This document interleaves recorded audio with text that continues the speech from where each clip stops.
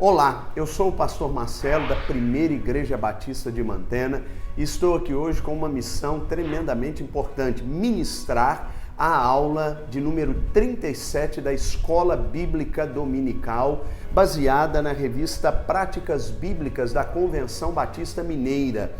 Esta lição tem como referência a própria palavra de Deus, porque afinal de contas nós estamos nos valendo do entendimento e partindo naturalmente desse pressuposto de que a escola é bíblica, ainda que eu e você não possamos estudar a lição presencialmente, mas a palavra de Deus continua tendo o poder e a propriedade de tocar os nossos corações por esse dispositivo virtual do qual estamos nos valendo neste tempo.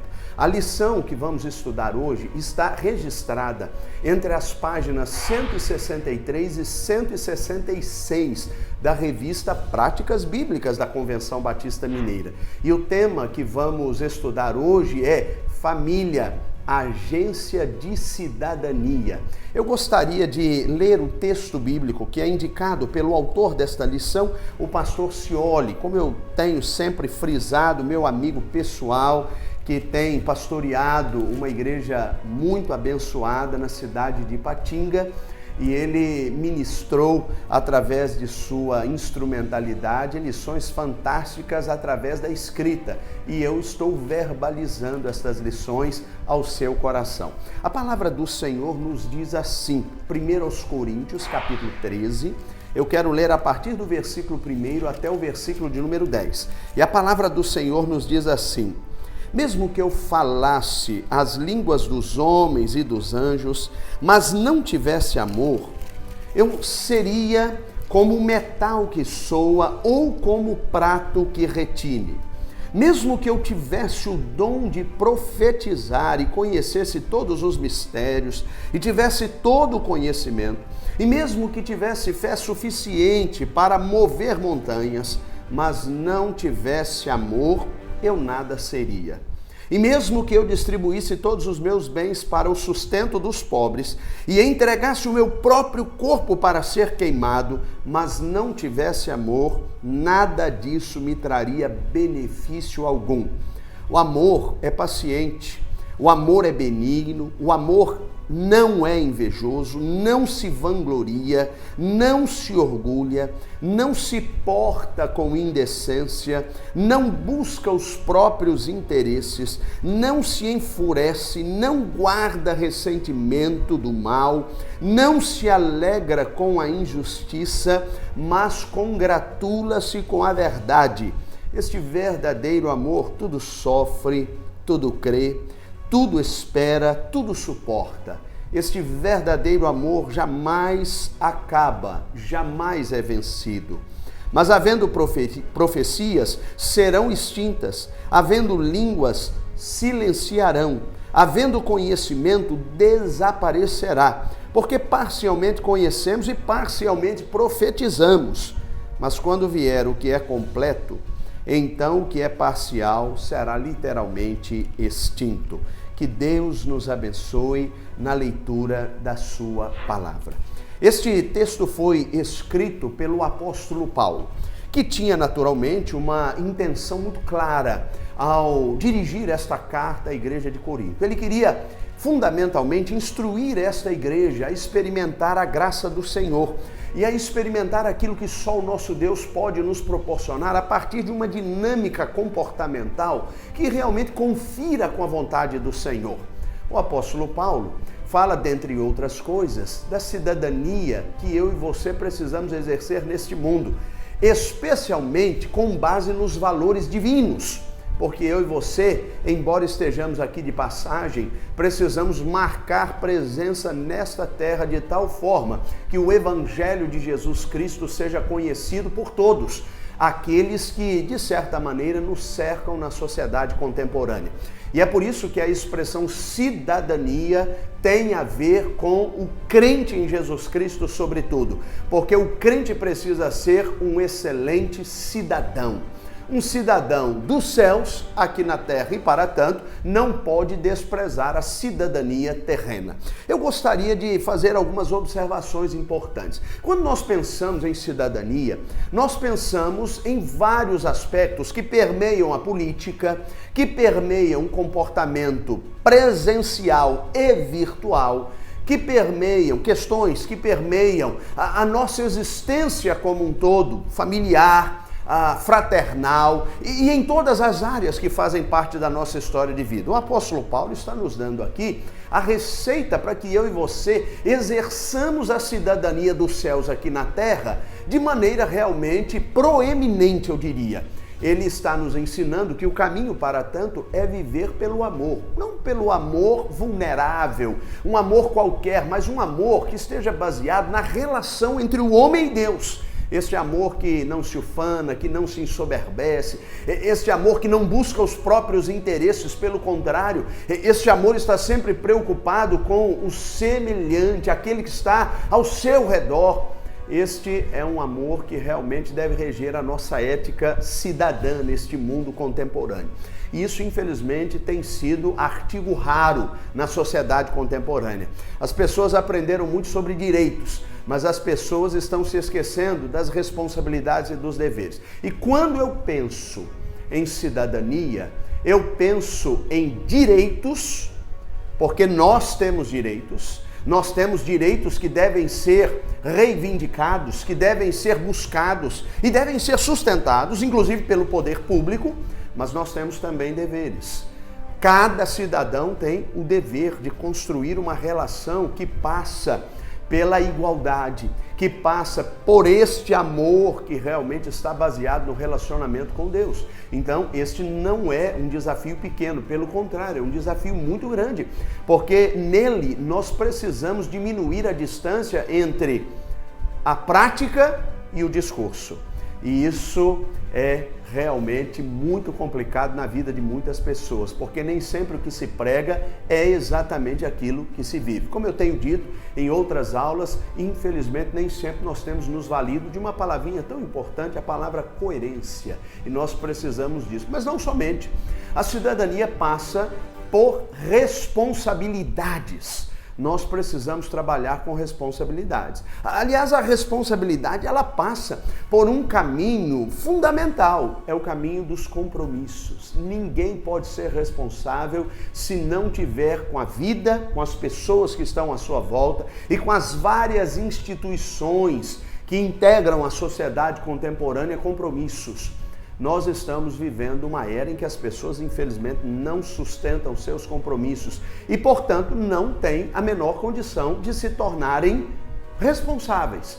E quando nós pensamos em cidadania, nós pensamos em tudo isso. É importante que você tenha todos estes aspectos bem destacados no coração e bem claros na sua mente, para que você realmente possa exercer o que eu estou chamando aqui de cidadania divina na Terra. Eu queria, sem mais delongas, tirar algumas lições que o autor nos propõe. E, para tanto, eu vou mencionar já de antemão o primeiro tópico que o pastor Scioli nos propõe no que diz respeito à família como agência de cidadania. Ele nos diz sua preocupação social. Esse é o primeiro tópico que eu e você precisamos ter em mente. Quando nós pensamos em cidadania, nós pensamos em um meio social. Talvez você não tenha percebido ainda, mas o ser humano, ele é literalmente social. A comunicação, especialmente a comunicação verbal, ela está relacionada à interação social. A intelectualidade se desenvolve numa lógica, numa dinâmica social. Nós precisamos de relacionamentos para construir a nossa própria existência, a nossa própria identidade. Então, o meio social é de fundamental importância. E no meio social há regras, há costumes, há convenções que precisam ser internalizadas, que precisam ser vivenciadas. E convencionou-se que a ética comportamental neste meio social no qual eu e você estamos inseridos deve ser a ética do respeito, deve ser a ética do cuidado, deve ser a ética do amor. Aliás, amor este que foi bem preceituado no texto que lemos há pouco, que foi proferido pelo apóstolo Paulo em escrita, não é? Ele não proferiu verbalmente, mas proferiu esse texto, porque é uma profecia em discurso escrito. E eu e você não podemos perdê-lo de vista. O amor, ele trabalha na dimensão do respeito. Quando você não respeita, você não ama. Quando você não respeita, você não cuida. Quando você não respeita, você não estabelece saúde emocional neste meio social. Isso tem sido um verdadeiro prejuízo para a sociedade contemporânea. Infelizmente, nós que queremos viver esta cidadania divina na terra, que está preceituada no amor, o amor que não busca os próprios interesses, nós estamos na contramão, na verdade, do que a sociedade contemporânea tem vivido na prática, embora tenha pregado outra coisa nesses últimos tempos. Mas a grande verdade é que na prática não é bem assim que as coisas funcionam. Inclusive eu quero mostrar aqui a você um quadrinho que está aparecendo exatamente aqui à minha direita e à sua esquerda aí no vídeo. E esse quadrinho é muito interessante. Esse quadrinho mostra duas cenas importantes. Na primeira cena, nós temos um sujeito que está assistindo um televisor, um aparelho televisor, e ele está numa fila do banco e ele está ali assistindo notícias sobre os políticos do Brasil. E ele começa a divagar, naturalmente com as pessoas que estavam à sua volta, sobre a corrupção que domina o meio político nos dias contemporâneos. Infelizmente, eu sou obrigado a admitir, a política ela tem sido recheada por corrupções e histórias de corrupções nos últimos tempos. Evidentemente, é bom lembrar que não é apenas a política que está corrompida. A igreja muitas vezes está corrompida, o comércio está corrompido, a escola muitas vezes está corrompida. Enfim, várias instituições estão dominadas pela corrupção, porque isso não tem a ver com a instituição propriamente dita, mas com o ser humano em si. E o ser humano é corruptível, isto é, o ser humano é sujeito à corrupção. E esse sujeito que está aqui na cena, ele está conversando com as pessoas e ele está ali detonando a classe política e dizendo: esses políticos são corruptos, eles não valem coisa alguma. Logo no segundo quadrinho, ele já pede para pular a fila, ou seja, para furar a fila. E na medida que o faz, ele inclusive justifica a sua ação dizendo o seguinte, olhando para o relógio, você deve estar percebendo aqui, olha, eu estou atrasado, foi bom você me dar esse lugar. Em outras palavras, o que este rapaz está demonstrando é o que muitos de nós têm feito na vida prática. No discurso, nós somos muito bons em detonar quem se corrompe. Mas na prática nós nos esquecemos de que muitas vezes nós somos os primeiros a nos corromper. E esta é uma questão seríssima. Você tem responsabilidade social.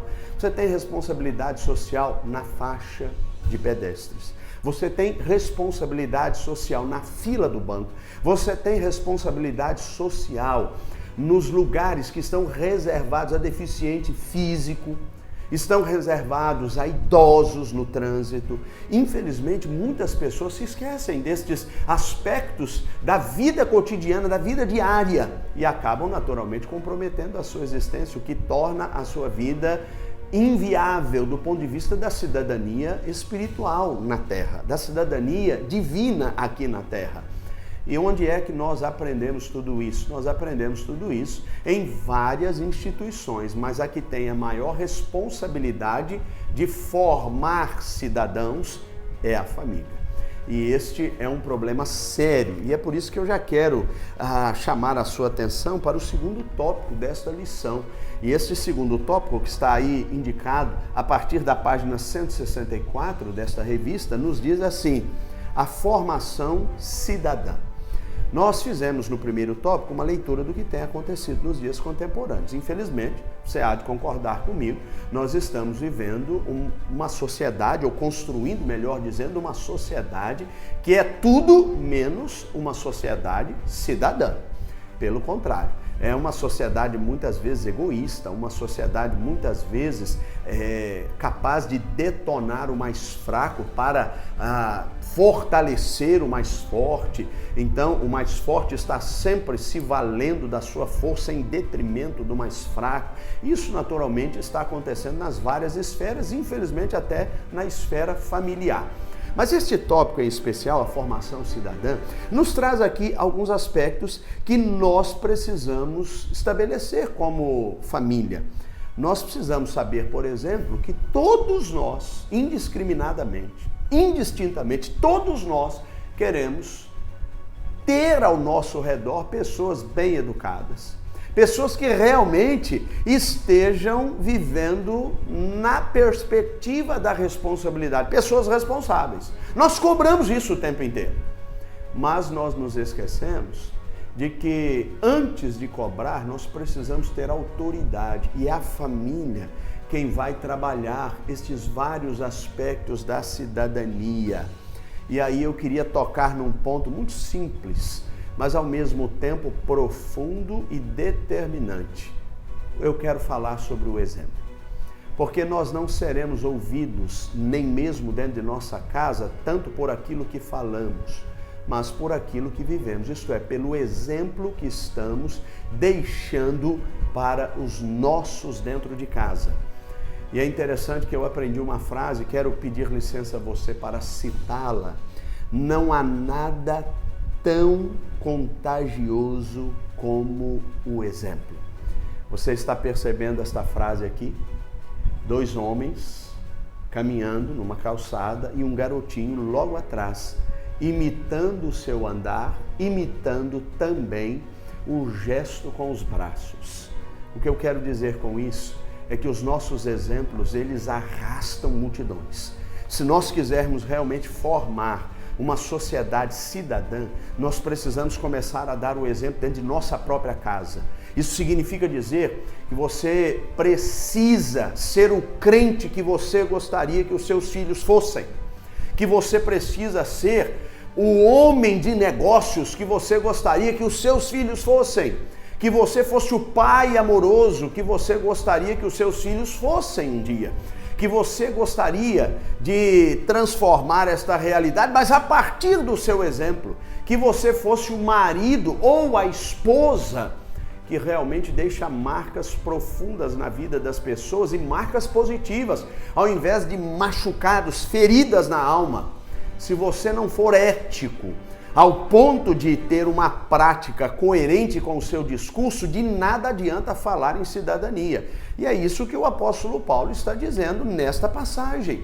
Ele está declarando em alto e bom som, e eu quero retomar aqui algumas observações, e a primeira delas é que o apóstolo Paulo, melhor dizendo, afirma, é que não adianta nada você ser um excelente pregador, você ser um excelente cantor. Não adianta nada você lecionar uma lição tão bela quanto esta, se você não tiver amor. Nada disso terá proveito, inclusive dentro da sua própria casa.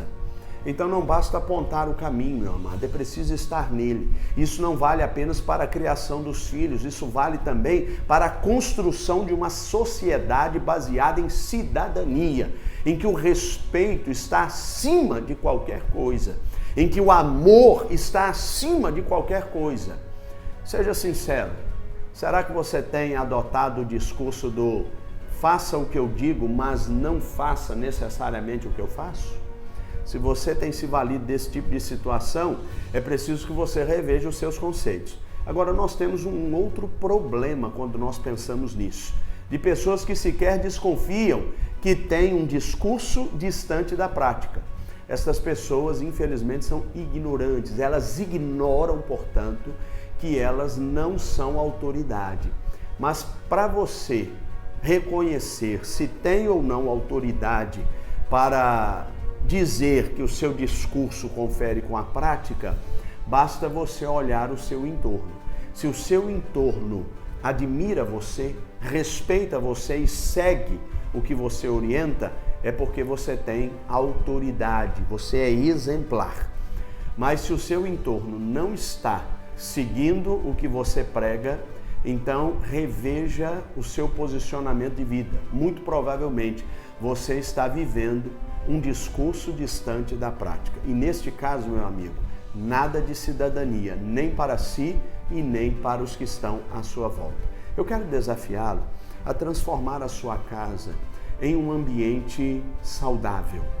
E se você o fizer, você construirá cidadãos que transformarão este mundo. Os seus filhos serão capazes de agir com honestidade na fila na escola. Serão capazes de agir com honestidade na hora da prova ao invés de colar, porque eles terão exemplo martelando na cabeça. É assim que você transforma esta sociedade. Não é um discurso político, é um discurso prático, que tenha relação direta com a prática.